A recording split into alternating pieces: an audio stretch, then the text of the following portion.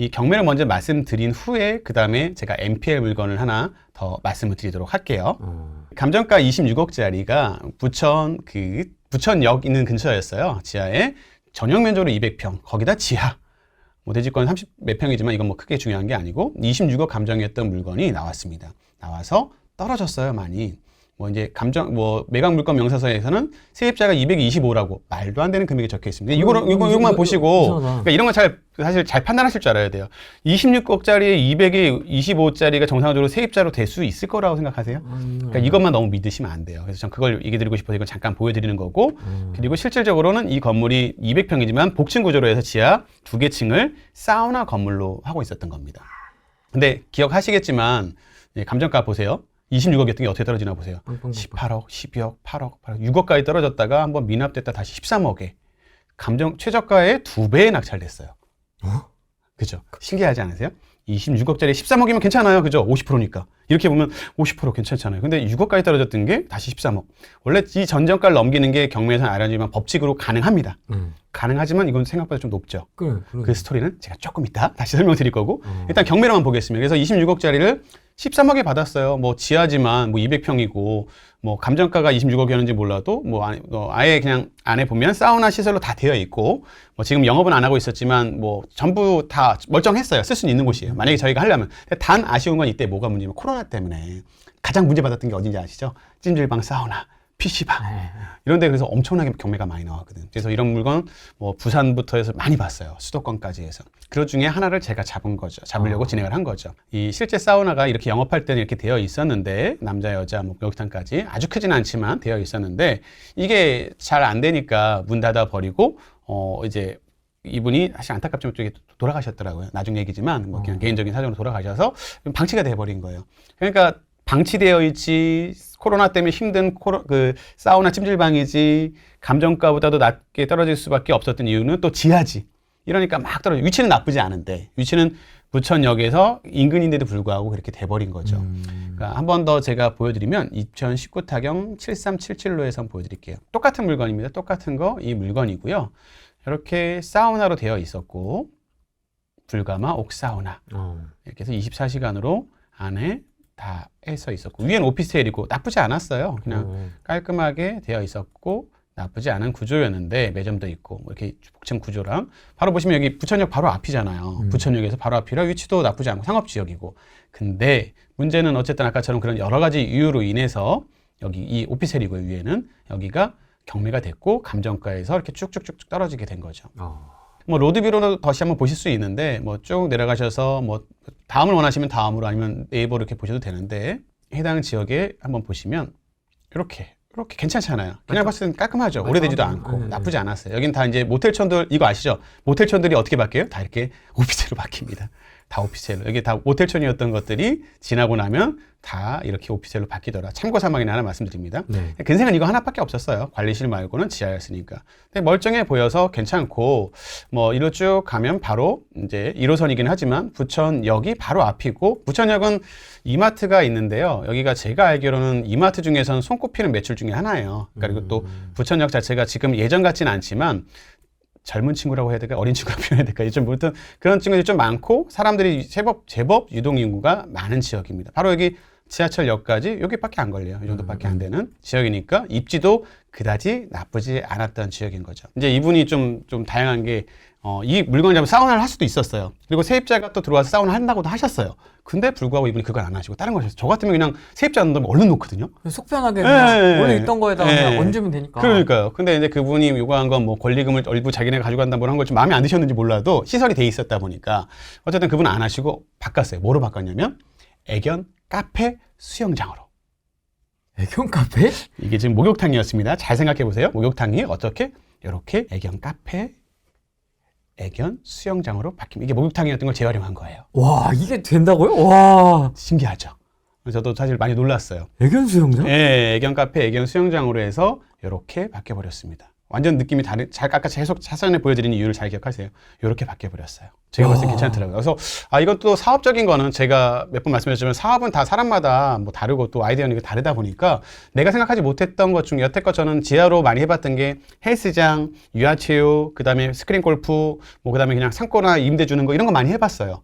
근데 이건 저도 생각을 못 해봤거든요. 아니 저도 지금 네. 답변을 네. 헬스장이나 골프장이 들어가지 않았을까요라고 네. 답변을 하려고 했는데 네. 이건 정말 생각도 못했습니다. 그렇죠. 보통은 많이 그런데 그게 아니었고 또 복층이긴 해서 오히려 했지만 반대로 그게 복층이라는 단점이 층고가 높지 않다는 단점이 좀 하나 있었던 거죠. 그러니까 스크린 같은 거는 좀 닫기가 좀 문제가 될 수 있었는데 어쨌든 여기서는 뭘로 살렸냐면 이 수영장을 그러니까 목욕탕 공간을 수영장으로 살리는 방법으로 해버린 거예요. 그 복층은 살리고요? 네, 다 살리고. 위에는 복층, 위쪽은 카페처럼 만들어서 많이 와서 뭐 애견 카페나 이런 거 가보셨는지 몰라도 저도 미니펫이라는 예전 닉네임이 있는데 애견들 좋아하는 분들 되게 많으세요. 애견 쪽 수요가 엄청납니다. 동물농장 안 보세요? 동물농장. 저희 아이들 때문에 보는데 그 수요들이 많기 때문에 오고 또 이런 수요 같이 와서 어울릴 수 있는 공간들을 찾는 거죠. 그래서 뭐 프라이빗하게 잘 만드셨어요. 그러면 네. 강아지들이 여기서 그냥 수영하는 네, 거예요? 네. 그래서 이렇게 놀고 가는 거예요. 아이들과 함께. 이렇게 아이들과 귀여워. 함께, 예, 아이들과 함께 여기로 와서 여기서 뭐 얼마의 비용을 주고 카페 그냥 저희가 애들 무슨 그 키즈 카페 가는 것처럼 아이들 카페에 가서 애견 카페에 가서 이렇게 하고 뭐 사 먹고 옷도 사고 이렇게 가서 아까 보여줬던 그 느낌 그대로 여기서 이렇게 수영장에서 아이들이 이렇게 노는 거예요. 여기 강아지 들어가 있잖아요. 강아지들이 물을 좋아합니까? 좋아하죠. 강아지 물 좋아하죠. 그리고 드라이까지 할 수 있게 이렇게 다 목욕도 할 수 있게 이런 공간까지 다 해주는 거예요. 근데 이런 거 비싸요. 그냥 따로 하려면 비쌉니다. 강아지들 동물이 보험이 안 되잖아요. 사람들 그 비용보다 병원비도 더 비싸고 먹는 것도 사람과 똑같으면 더 비싸고 모든 게 더 비쌉니다. 그렇지만 이제는 뭐 반려동물이다 보니까 사실 아이는 안 키워도 키우는 분도 계시고 그런 식으로 해서 사실은 굉장히 잘 하고 있어요. 그러니까 보시면 이렇게 예전에 사람이 살던 곳을 강아지가 이렇게 해서 재밌게 놀다가 가는 좋아 보이지 않으세요? 사람보다 낫죠. 나보다 팔자가 낫다. 네, 그래서 이런 식으로 해서 보통들 이렇게 해서 이런 식으로 다양하게 있어요. 뭐 아무튼 뭐 이런 식의 계속 움직였던 것들이 뭐 계속 보면 이것도 쭉 나오는데 엄청나게 잘 되시더라고요. 이렇게 잘 되시니까 이게 팠겠죠. 애견 카페 수영장으로 해서 계속 올라가고 됐겠죠. 그래서 결과적으로 이렇게 해가지고 이제 여러분한테 보여드리고 싶었던 거의 핵심은 이분이 이제 파셨어요. 이 물건을 다시 파셨어요. 어떻게 마지막에 마무리가 됐냐면 이분이 여기까지만 하겠습니다. 네. 밑에 이름은 가리고 네. 여기서 살짝 확대해서 볼게요. 제가 13억에 아까 샀다고 했잖아요. 이분 판매하시는 게 시설비까지 포함이긴 합니다만 얼마에? 22억에 파셨어요. 지금 매매하셨더라고요. 이것도 방법이죠. 수완이 진짜 예, 대단하신 것 같아요. 그러니까 저는 이런 능력은 없어서 이 정도 저도 해보려고 많이 했지만 저는 수업료를 많이 내가지고 이렇게 못하는데 시설비까지 포함이긴 하지만 저도 이제 얘기 다 들어서 시설비도 그렇게 아주 많이 들어가지는 않으셨더라고요. 원래 있었던 걸 활용하신 거니까. 그걸 새로 만들려면 돈이 많이 들어갔겠지만 원래 목욕탕에 있던 걸 활용하고 인테리어 좀 하시고 한 걸로 알고는 있으나 괜찮죠. 이 정도만 해도. 뭐 사업적으로 똑같이 연결해서 저희가 치면 편하게 그냥 목욕탕 할 뿐 아니라 사우나 할 뿐한테 그냥 넘겼을 끝났을 것인데 그것도 괜찮은 방법일 수 있겠지만 이분은 이렇게 파셨다. 이런 걸로도 경매에서 나쁘지 않더라라고 말씀드릴 수 있을 것 같아요. 대단하십니다. 근데 이제 아까 말씀 안 드렸지만 여기서 숨어 있는 게 있습니다. 이걸 먼저 말씀드리고 제가 설명드리려고 좀 넘어가는데 이렇게 된 케이스가 처음에 이렇게 했던 게 26억짜리를 사실은 13억에 낙찰됐다고 했잖아요. 네, 이게 좀 궁금해요. 네, 여기서 사실 이유를 이제 설명드릴게요. 제가 이 건물에 여기 보시면 26억하고 여기 미납도 하나 있잖아요. 네. 이 미납자가 바로 제가 미납을 했어요. 왜요? 11억에 입찰했다 미납을 했습니다. 더군다나. 왜요? 왜 그럴까요? 다시 설명드리면 이제 MPL과 연결되는데 이 물건 26억짜리 물건이 있던 거, 이 물건을 등기부등본을 제가 한번 보면 같이 나올 수 있는데요. 이걸로 그냥 다시 한번 볼게요. 26억짜리 했던 물건을 저희가 낙찰을 여기 보시면 여기 한번 미납이 11억이 됐다가 미납한 건데 이 건물에 있던 근저당권을 제가 MPL로 샀어요. 다시 말하면 이 물건이 대출이 나왔을 때 은행 이자를 안 갚았으니까 경매가 된 걸 거 아니에요. 그러니까 쉽게 말하면 이 저축은행이 여기서 대출을 해줬었고 이 물건으로 한 16억 정도 대출해줬다가 일부 상환 받아서 한 13억 5천 6천 정도가 대출이 남아있었던 근저당이 있었던 거예요. 그 채권을 제가 샀습니다. MPL로. 부실채권을 산다고 하잖아요. 이렇게 은행이 처리하는 방법은 경매로 낙찰돼서 처리하는 방법이 있고 이 채권, 그 근저당권을 뭐 대부업, 그러니까 대부업이라는 게 그때 말한 것처럼 이상한 대부업이 아니라 이걸 사고 팔 수 있는 조건이 되는 부합하는 대부 업체에 판다 그랬잖아요. 그걸 팔아서 파는 거를 제가 골라서 산 거죠. 이렇게 지하면서 평수도 크면서 이렇게 6억까지 떨어진 물건을. 근데 아까 말씀이랑 이제 잘 생각을 해보셔야 돼요. 6억 얼마 됐으니까 사실은 13억 얼마짜리가 6억 얼마까지 됐으니까 이제 이 채권을 싸게 살 수 있는 기회가 저한테 생긴 겁니다. 그 전까지 은행은 만약에 18억이었을 때는 13억 얼마를 낙찰받으면 다 받을 수 있기 때문에 팔지 않아요. 12억일 때도 거의 안 팔려고 합니다. 근데 8억일 때는 조금 이제 조정해서 팔려고 합니다. 근데 6억까지 떨어졌을 때는 이제 겁이 나죠, 은행도. 그렇죠. 네, 만약에 또 안 들어오면 13억 얼마짜리를 6억에 받는 거니까 손해보잖아요. 이럴 때 이제 이 채권을 살 수가 있는 게 돼요. 그래서 그때 제가 협의를 했고 13억 5천까지의 근저당권을 배당받을 수 있는 그 물건을 제가 7억 8천에 사갖고 옵니다. 13억 5천짜리 채권을 세일해서 사갖고 와요. 그게 론세일이라고 합니다. 그게 NPL에 대한 얘기거든요. 세일 받아서 13억 5천까지 내가 배당받을 수 있는 권리를 7억 8천에 사갖고 올게. 그래서 계약을 해서 7억 8천에 사갖고 왔어요. 그렇게 되면 어떻게 되겠습니까?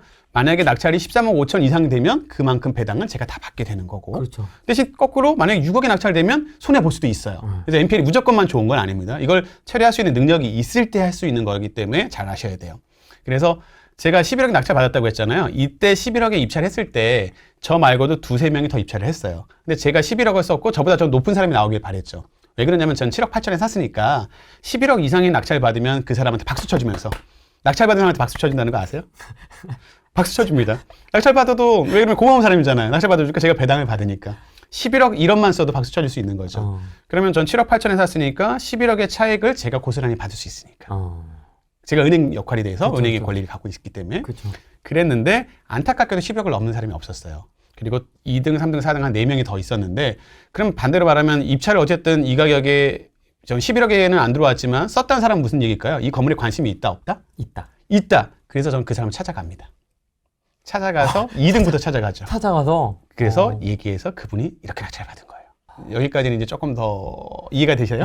이건 진짜 고급 스킬이에요. 네, 이거는 예, 좀 사실 좀 고급 스킬인데 그것까지 좀 말씀을 드립니다. 그러니까 방법을 알려드리는 거예요. 그러니까 채권자가 제가 돼버린 거죠. 은행 걸 갖고 왔으니까 법원의 서류를 모든 걸 열람할 수 있고 제가 제일 잘 아는 사람이 돼요. 이 물건에 대해서. 그리고 낙찰받은 사람이 것도 다 열람할 수 있죠. 이해관계인이니까. 아, 그러네요. 네.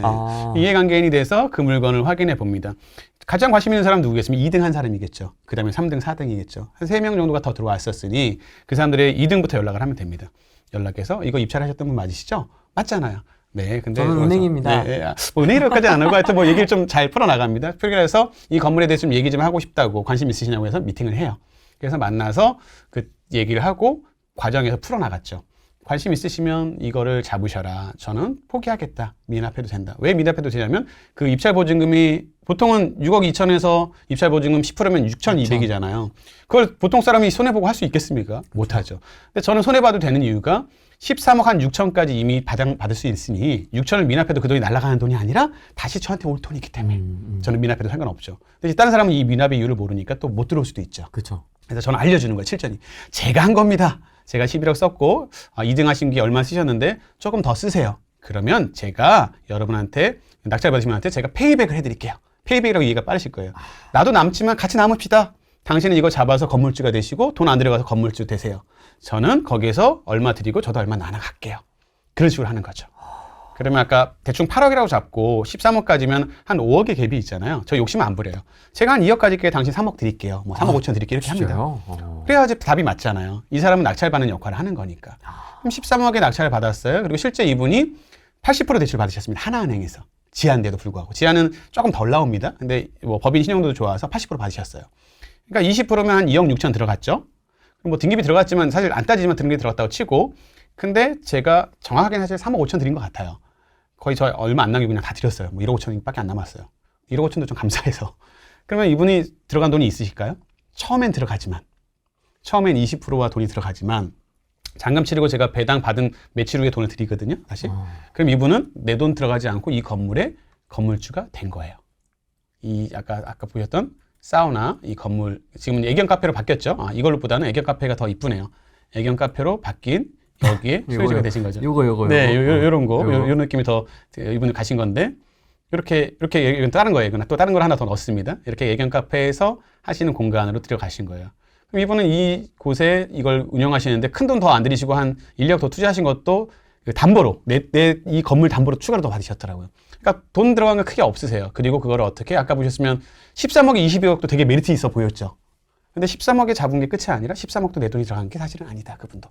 심지어 페이백을 받았다. 네, 페이백 받았기 때문에. 처음에 일시적으로 돈 들어간 건 맞습니다. 그렇지만 제가 배당받고 드리기로 계약을 해서 드렸기 때문에 그분 들어간 돈이 없어요. 그럼 그분도 경매하시는 분이세요? 경매 쪽은 관심 있고 계속 하시었는데 MPL을 모르셨다가 저를 통해서 MPL을 처음 배우셨어요. 그래서 이제는 MPL을 계속 좀 하시고자 하시고 계시더라고요. 이런 식으로 이렇게 좀 바뀌어버린 거, 탈바꿈 해버린 거예요. 되게 즐거워 보입니다. 네. 땡땡이가. 진짜 훨씬 저희보다 더 편한 모습으로 좀 하고 있어요. 그러니까 아까 경매로도 13억에 만약에 낙찰을 받았다 하더라도 26억짜리를 13억에 잡아도 나쁘지 않았잖아요. 그래도 20억 지금 파는 걸 보여드렸으니까 그렇지만 이분이 능력이에요, 분명. 이건 저랑 상관없이 그분의 능력으로 잘 영업하셔서 살려서 22억, 아까 22억이었죠? 그것도 엄청나죠. 뭐 시설비 빼더라도 괜찮은 거죠. 굉장한 거죠. 대단한 능력이신데. 1년 만에. 그렇죠. 근데 더군다나 저는 지금 13억에 하는 게 실제 13억에 산 게 아니라 어차피 13억으로 찍혀있기 때문에 양도세는 13억에 맞춰지는 거잖아요. 거기도 또 사실 메리트가 있는 건데. 그렇죠. 그건 좀 넘어갈게요. 그것까지 설명드리면 복잡하니까. 13억에 샀지만 나머지 돈을 다 돌려받으니 이분은 돈 들어간 거 없이 이걸 운영하시다가 되파신 거란 말이에요. 그 능력은 그분의 대단한 능력이시지만 사실 건물주가 되는데 이렇게 200평 넘는 건물 하나를 전체 소유하면서도 내 돈 없이도 할 수 있다라는 얘기가 된 거죠. 일시적으로 들어가지만 다시 돌려받으면. 앞에선 필요하다. 네, 앞에서 필요합니다. 앞에서 필요합니다. 당연히 필요합니다. 안 필요하다고 하면 거짓말이니까요. 그러니까 그 정도로 생각하시면 돼요. 그러니까 26억짜리라는 거를 저희가 봤을 때는 되게 대단하게 보이고 막 그랬잖아요. 그리고 이거 26억이 맞겠나 싶었잖아요, 사실은. 네. 근데 저도 이 물건을 보면서 저는 20억은 간다고 전 봤어요. 똑같이 이걸 이제 다시 낙찰 받으신 13억에 받은 아까 뭐 애견 카페 하셨던 분도 20억은 된다고 비슷하게 판단하신 거예요. 그러니까 또 된 거죠. 사실 이 생각이 사실 달랐다면 안 됐습니다. 단순하게 6억짜리가 됐잖아요. 이거 무슨 뭐 13억이에요. 말도 안 돼요. 했다면 진행이 안 됐겠죠. 근데 이분도 사업하는 분이었고 이거 물건 어느 정도 경매로는 보실 줄 아는 분이다 보니까 내가 이 정도에 잡아서 다시 만들어 놓으면 이렇게 될 거라고 봤고 저도 한 20억까지 항상 이게 좀 감정가 그대로 다 받으려면 안 팔려요. 그렇지만 정성화 시켜서 20억 받는다는 건 가능하더라. 제가 아니어도 지금 다른 분이 증명해 드렸잖아요. 22억에 파는 거. 물론 권리까지 포함이지만. 근데 권리 제가 알기로는 진짜 2억도 안 들어갔어요. 시설 권리 원래 있던 거에다가 하셨기 때문에 2억도 안 들어갔고. 그러면 뭐 20억에 파는 거라고 쳤다고 13억에서 20억에 팔았다? 대단한 분. 이분이 사실 더 대단한 분 같아요. 저보다. 야, 진짜 이건 선수들끼리 만나서 정리가 된 물건이네, 어떻게 보면. 그쵸? 뭐, 그럴 수도 있습니다. 여기 네. 11월 12일부터 네. 여기에서 이제 맞아요, 결정적인 맞아요. 포인트가 네. 나온 거죠. 그리고 그렇죠. 일반인들은 이것만 보면 왜 13억에 받았지? 그렇죠. 그다음에 왜 미납을 했지? 아예 알 수가 없죠. 모르는 거죠. 네, 알 수가 없죠. 못 덤비죠. 그러니까 제가 했던 팁을 몇 가지는 다 오픈해 드렸잖아요. 야, 저는 낙찰 받은 사람한테 제가 강연에 낙찰 받고 이해관계에 대해서 2등, 3등, 4등을 찾아갔고 그 사람은 관심 있는 사람이니까 얘기가 될 수 있었겠죠. 이거 굉장히 좀 진짜 유료 강의에서 풀던 팁입니다, 정말로. 그분도 방법을 아셔서 얘기가 돼서 그 중에 한 분이 먼저 오케이가 되신 거고 이분도 들어봤을 때 사업하는 분이니까 판단이 빠른 거예요. 내 돈이 일시적으로 들어간다? 그렇지만 다시 돈을 돌려받으면 난 들어가는 게 없다. 근데 건물주가 된다? 내 소유가 되는데 여기다가 또 활용만 해도 괜찮을 것 같다는 생각이 본인이 있으니까 판단이 되는 거죠. 이게 만약에 그냥 네. 단순히 이런 가치 창출이나 이런 센스가 없으신 분이 낙찰을 받았다면 계속 그냥 사우나 운영하는 거거든요. 그건 그렇죠. 그렇게 끝나는 거죠. 임대 주거나. 근데 그것도 나쁘지 않아요, 사실은. 그래서 그것도 땡큐지. 월세 수익이 충분히 나오니까요. 그때 제가 들은 거로도 임대료나 월세가 굉장히 컸어요. 그럼 저는 땡큐거든요. 저 같은 사람도 그 정도로만 그냥 끝냈을 텐데 이분은 그걸 다음 단계로 한번 시도해 보신 거죠. 그냥 더 대단하세요, 사실은요. 예, 뭐 관리단도 다시 바꾸시고 막 등등등등 아무튼 잘하셨는데 뭐 나이도 그렇게 많지 않으세요. 뭐 그 저보다 좀 더 젊으시고 근데도 아무튼 잘하시더라고요. 그러니까 이제 제가 하고 싶은 얘기는 생각을 좀 다양하게 가져보자는 거예요. 너무 하나로만 보는 게 아니라 그리고 이 역할을 저희가 나눴지 않습니까? MPL을 할 사람과 경매할 사람이 나눠서 서로 이득을 상호적으로 쉐어한 거예요. 그러네요. 이렇게 하면 사실 이게 틀려질 가능성이 전혀 없습니다. 경매에서 경매와 MPL을 합쳐서 정해놓으면 플러스 마이너스밖에 안 돼요. 산수 정도 수준이에요. 낙찰가가 정해지고 낙찰 받으면 배당 받을 게 정해져 있는데 이게 틀릴 일이 없습니다. 더군다나 경매 나라에서 하는 거니까 사기칠 것도 없어요. 완벽해지는 그림이 되는 거죠. 그래서 이걸 계속 저는 연구하고 준비하고 있고 그렇습니다. 네. 근데 이거는 대표님이 네. 좀 더 크게 양보를 해서 이 사람이 오케이 한 거 아니에요? 뭐 그럴 수도 있죠. 이분이 좀 더 요구해서 제가 좀 더 양보한 것도 있고. 근데 결국 남잖아요. 1억 5천도 작은 거 아니잖아요. 감사하죠. 저도 뭐 이걸 배당받은 게 1년 안에 다 이걸 채권 잡고 배당받을 게 1년이 안 걸렸으니까. 괜찮지 않나요? 1년에 뭐 1억만 벌어도 좀 감사하거든요. 한 건만 해도 1억을 번다고 하면 메리트 있지 않을까요? 다른 사람한테, 그러니까 항상 얘기하지만 상대방이 남을 게 있어야 거래가 되는 겁니다. 제가 덜 남고 남을 게 있어줘야 매매가 되는 거예요. 요새 매매가 안 되는 거 맞는데 완전 매매 안 되는 게 아니라 제일 싼 거 매매 된다니까요. 그 매매 안 되는 거 중에 제일 싼 거 매매가 돼요. 그걸 욕심부리다거나 아니면 내가 타이밍 놓쳐서 못 파는 것 뿐입니다. 내가 조금 양보해주면 그 사람이 먹을 게 있으니까, 그냥 속된 말로 먹을 게 있으니까 사는 거예요. 내 돈 처음에 들어가지만 다 돌려받으면 난 손해볼 거 없다. 뭐 이자 감안해서 뭐 이 정도 이자 디파짓해도 문제가 없다. 판이 되면. 그리고 20억 정도 갈 것 같다. 임대 놓을 수 있겠다는 판단을 했겠죠, 분명히. 근데 그거를 할 수 있냐 없느냐, 되게 복잡한 물건 같은 것도 맞긴 맞습니다만 이런 식으로 풀어간다면 할 수 있는 게 되게 많거든요.